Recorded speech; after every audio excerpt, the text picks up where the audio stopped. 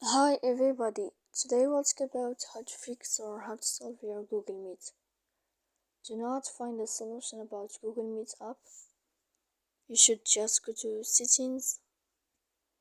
Here in this page we click apps, default apps, app settings. Then this page you will enter to the window of Google Meet.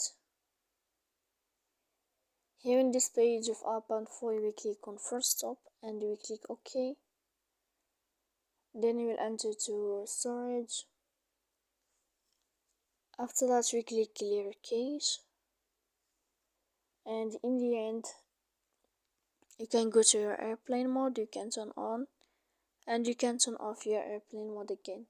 So please don't forget to support us by like and subscribe. See you next time in another video, and thank you for your attention and your watching.